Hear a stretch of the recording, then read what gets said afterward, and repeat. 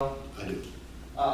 Rich, I want to address a few things specifically about, let's start with June the 2nd on Central Square. Were you there that evening?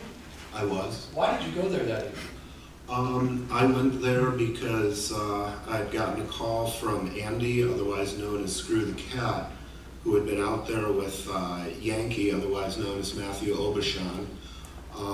And they had been chalking on the square, and people had been out there washing it off, which is no big deal, but also he said that one of the people who had been out there threatening, or had been out there washing, also had threatened him, and that was the person that I refer to as Mr. Boston or Boston Strong on the tape.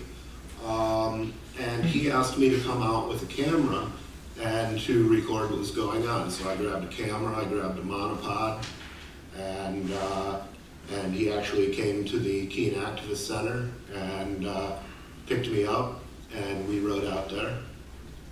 Did you go there with any intent of engaging in tumultuous or violent conduct? No. Was there any agreement amongst you or any others to go to the square and engage in tumultuous or violent conduct? No. When you were at or in the Central Square, did you chalk on the sidewalk? I think I chalked a little bit over, actually across the street where Mr. Strong was sitting. I'm going to continue referring to him as Mr. Strong because I have no idea what else to call him. That's okay. Where he was sitting originally, I went and filmed as Andy chalked a little bit, and then I went ahead and chalked a little bit. Did you, the video, you had a video camera with you? I did. Who did that belong to? That belonged to Mr. Garrity. Have you seen the video that was played earlier? Oh yeah. Do you appear in that video? I do. There are a number of male voices on there. Can you tell us what is it that you are heard saying on there? I mean, you agree that you say some things that are heard on there? Yes, I did. Can you tell us what it is that you said? The places where I really recognized my voice were saying, "Don't go, Mr. Strong, we miss you." And later or actually it might have been Mr. Boston, and then later as the gentleman crossed the street, I said, "Okay, see you later, Mr. Boston, don't forget to park the car on Harvard Yard," which, you know, it's a joke I make with people from Boston, including some of my best friends who are from Boston. There's a later point in the video where, do you actually make a phone call from the town square? I do. And who are you calling? I'm calling Ian Freeman. And what was the purpose of that call? The purpose of that call was to get more people out on the square, and specifically peaceful people. This was not an event that I spoke up, that I set up. This was a situation where a couple of young guys who are not seasoned activists had gone out on the square and done something themselves, which is fine, and they're not actually affiliated with us. One of them, Mr. Obashan, affiliates with the Occupy Wall Street movement, which is very different from ours in some ways. And I don't know that Andy or Screw the Cat affiliates with anybody.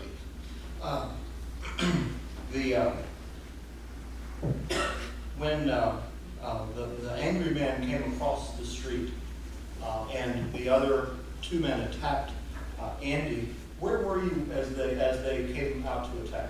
I seem to remember that I was much farther to the right on the square, and I was trying to zoom in on the license plate of the guy who was getting in his car.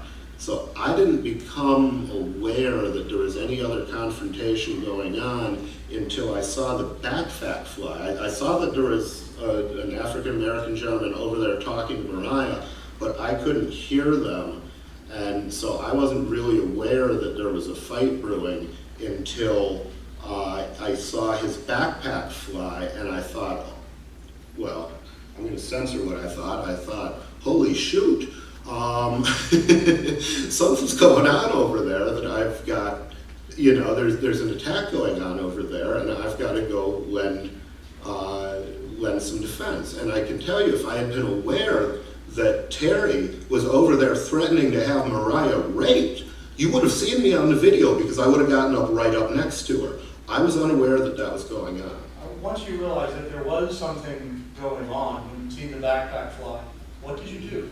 I had leaned the monopod up against a light post earlier so that I could have one hand for the camera, and also I was trying to send text messages at the same time.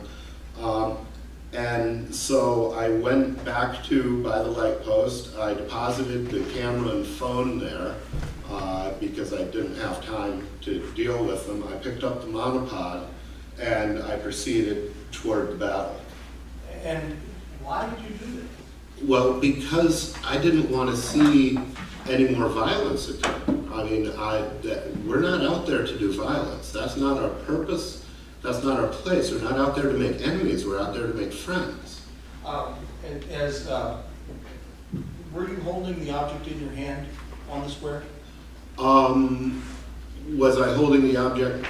I was holding it as soon as I put down my camera and phone, or Garrett's camera and my phone, and picked it up. I did hold it after that. Why were you displaying that? I wanted to assert that nobody was going to get past me to harm the people with me. And did the violent encounter end when you stood there? Yeah, it basically did. The fact that I had that stick distracted the attention of the perpetrators away from the victim and to the Good Samaritan. Did you advance on anybody in a threatening manner? No.